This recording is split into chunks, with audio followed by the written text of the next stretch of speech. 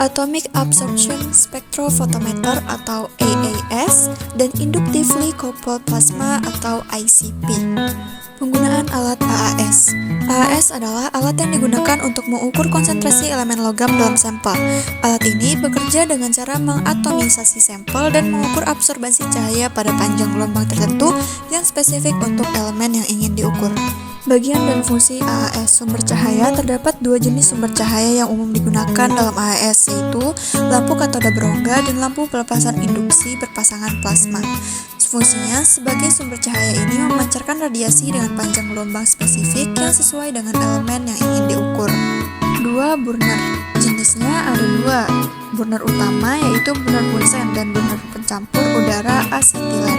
Fungsinya mematomisasi sampel dengan menggunakan nyala api atau plasma, sehingga elemen yang diukur diubah menjadi atom bebas. Ketiga, monokromator. Jenisnya biasanya menggunakan kisi difraksi atau prisma. Fungsinya memisahkan radiasi dari sumber cahaya menjadi panjang gelombang individual. Hanya panjang gelombang yang sesuai dengan elemen yang diukur yang diizinkan melewati monokromator. Keempat, sel detektor. Jenisnya biasanya menggunakan tabung photomultiplier. Fungsinya mendeteksi radiasi yang diserap oleh atom bebas elemen yang diukur. Sinyal listrik yang dihasilkan oleh detektor sebanding dengan jumlah atom yang menyerap radiasi.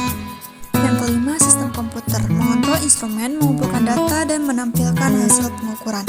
Unit pembacaan dan tampilan. Fungsinya menampilkan hasil pengukuran konsentrasi elemen yang diukur. Bagian tambahan ada sistem gas, menyediakan gas untuk burner, misalnya udara dan asetilen. Nebulizer, mengubah sampel cair menjadi aerosol. Sistem pembuangan, membuang gas buang dari burner. Komponen lain, standar larutan dengan konsentrasi elemen yang diketahui, digunakan untuk mengkalibrasi AAS, sampel, larutan, atau padatan yang ingin diukur konsentrasi elemen logamnya. Kalibrasi AAS. 1. Siapkan standar. Gunakan standar berkualitas tinggi dengan sertifikasi untuk memastikan ketepatan konsentrasi. Pilih standar yang mencakup rentang konsentrasi yang diharapkan dalam sampel Anda.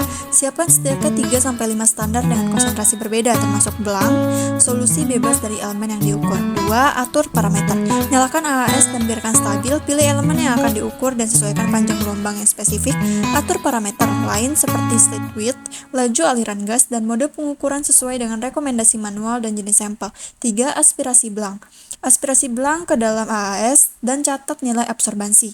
Ini digunakan untuk menetapkan baseline dan koreksi metrik sampel. 4. Aspirasi standar. Aspirasi setiap standar secara berurutan, mulai dari konsentrasi terendah hingga tertinggi. Catat nilai absorbansi untuk setiap standar. 5. Buat kurva kalibrasi. Plottingkan nilai absorbansi standar versus konsentrasi standar masing-masing. Gunakan software bawaan AAS atau software spreadsheet untuk membuat kurva kalibrasi terbaik, biasanya linear regresi. 6. Verifikasi kalibrasi. Aspirasi standar verifikasi yang konsentrasinya tidak termasuk dalam standar yang digunakan untuk membuat kurva kalibrasi. Bandingkan nilai absorbansi yang diukur dengan nilai yang diharapkan dari kurva kalibrasi. Jika perbedaannya di luar batas yang dapat diterima, biasanya 5-10%. Periksa prosedur kalibrasi dan ulangi jika perlu. Troubleshooting AAS. Nilai absorbansi rendah. Pastikan sampel dan standar disiapkan dengan benar. Periksa nebulizer dan burner untuk memastikan atomisasi sampel yang optimal. Periksa sumber cahaya dan monokromator untuk memastikan kinerja yang optimal. Lakukan kalibrasi AAS. Nilai absorbansi tinggi. Periksa belang untuk kontaminasi. Lakukan dilusi sampel jika konsentrasinya terlalu tinggi. Periksa adanya interferensi dari elemen lain. Hasil tidak akurat. Periksa kalibrasi AAS. Pastikan standar berkualitas tinggi dan konsentrasinya tepat. Periksa kebersihan instrumen dan bebas dari kontaminasi. Lakukan kontrol kualitas secara rutin. Gangguan atau noise. Periksa stabilitas sumber cahaya dan aliran gas. Periksa grounding instrumen. Gunakan filter elektronik untuk mengurangi noise. Instrumen tidak mau menyala. Periksa kabel dan koneksi daya. Periksa skring dan pemutus sirkuit. Pembacaan data hasil analisis AAS. 1. Mendapatkan data. 2. Membuka data. Perhatikan kolom data yang berisi informasi penting seperti panjang gelombang, absorbansi, konsentrasi standar jika ada, konsentrasi sampel.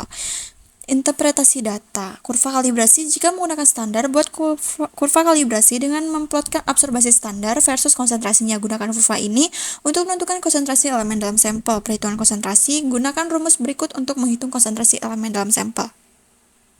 Konsentrasi sampel sama dengan absorbasi sampel dikurang absorbasi belang atau gradien kurva kalibrasi. Analisis statistik. Lakukan analisis statistik seperti rata-rata, standar deviasi, dan koefisien variasi untuk mengevaluasi presisi dan akurasi data. 4. Visualisasi data. Buat grafik dan tabel untuk memvisualisasi data dan memudahkan interpretasi. Gunakan jenis grafik yang sesuai dengan jenis data seperti bar chart, line chart, atau scatter plot. 5. Interpretasi hasil. Bandingkan hasil dengan nilai standar atau batas deteksi untuk elemen yang diukur. Pertimbangkan faktor-faktor yang dapat mempengaruhi hasil seperti interferensi dan matriks sampel. Tarik kesimpulan dari data dan kaitkan dengan tujuan penelitian. Inductively coupled plasma atau ICP. Penggunaan alat ICP. Inductively coupled plasma atau ICP adalah alat yang digunakan untuk menganalisis konsentrasi elemen dalam sampel. Alat ini bekerja dengan cara mengatomisasi sampel dan mengukur emisi cahaya yang dihasilkan oleh atom-atom yang terekstasi. Berikut adalah beberapa aplikasi ICP: analisis makanan minuman, analisis air dan tanah, analisis bahan baku dan produk farmasi, analisis logam dalam tubuh manusia, analisis forensik, penelitian ilmiah. Bagian dan fungsi ICP: sumber daya, generator frekuensi radio, menghasilkan medan elektromagnetik frekuensi tinggi yang digunakan untuk menginduksi plasma. Gas plasma, biasanya argon, dipasok ke obor untuk mempertahankan plasma. Obor ICP, koil induksi terbuat dari tabung tembaga berpendingin air. Medan RF dari generator RF diinduksikan dalam koil ini, menciptakan plasma di dalamnya. Obor kuarsa menampung plasma dan sampel yang diatomisasi. Sistem pengenalan sampel. Nebulizer mengubah sampel cair menjadi aerosol. Sistem pengiriman aerosol membawa aerosol sampel ke plasma. Antarmuka. Ruang antarmuka memisahkan plasma dari sistem vakum spektrofotometer massa. Kerucut sampler mengambil sampel representatif dari plasma dan membawanya ke ruang antarmuka. Spektrometer massa atau ICP-MS atau spektrometer emisi optik. Spektrometer massa memisahkan dan mendeteksi ion berdasarkan rasio massa terhadap muatan M/Z. Spektrometer emisi optik mendeteksi radiasi yang dipancarkan oleh atom yang tereksitasi pada panjang gelombang tertentu. Sistem vakum menjaga tekanan rendah di spektrometer massa untuk memungkinkan deteksi ion. Unit pembacaan dan tampilan menampilkan hasil pengukuran konsentrasi elemen yang diukur. Bagian tambahan: sistem pendingin mendinginkan obor, generator RF, dan sistem vakum. Unit pembuangan membuang gas bekas dari plasma. Kalibrasi ICP. Persiapan standar. Gunakan standar berkualitas tinggi dengan sertifikasi untuk memastikan ketepatan konsentrasi belang. Persiapkan larutan belang yang mirip dengan matriks sampel Anda namun bebas dari elemen yang diukur. Pelarut dan asam. Gunakan pelarut dan asam berkualitas tinggi untuk menyiapkan standar dan belang. Parameter. Nyalakan ICP dan biarkan stabil. Pilih elemen yang akan diukur dan sesuaikan parameter seperti daya RF mempengaruhi suhu plasma dan intensitas sinyal. Laju aliran gas plasma mempengaruhi stabilitas plasma dan pengiriman aerosol. Kecepatan penyapuan mempengaruhi frekuensi pengukuran di setiap posisi elemen. 3. Kalibrasi internal standar atau ISTD opsional namun direkomendasikan untuk ICP-MS. Ditambahkan ISTD dengan konsentrasi tetap ke semua standar dan sampel. ISTD membantu mengoreksi faktor-faktor seperti drift instrumental dan variasi matriks sampel. Kalibrasi eksternal, aspirasi belang dan catat nilai sinyal. Aspirasi standar dengan konsentrasi berbeda secara berurutan, misalnya rendah sampai tinggi. Catat nilai sinyal untuk setiap standar. Buat kurva kalibrasi dengan memplotkan rasio intensitas sinyal standar terhadap konsentrasi standarnya. 5. Verifikasi kalibrasi. Aspirasi standar verifikasi yang konsentrasinya tidak termasuk dalam standar kalibrasi. Bandingkan nilai sinyal yang diukur dengan nilai yang diharapkan dan kurva kalibrasi. Jika perbedaan di luar batas yang dapat diterima, biasanya 5-10%. Prosedur kalibrasi dan ulangi jika perlu. Troubleshooting ICP. Sinyal rendah, periksa nebulizer dan sistem pengiriman aerosol untuk memastikan atomisasi sampel yang optimal. Periksa obor ICP dan pastikan kondisinya baik. Periksa parameter ICP dan sesuaikan jika perlu.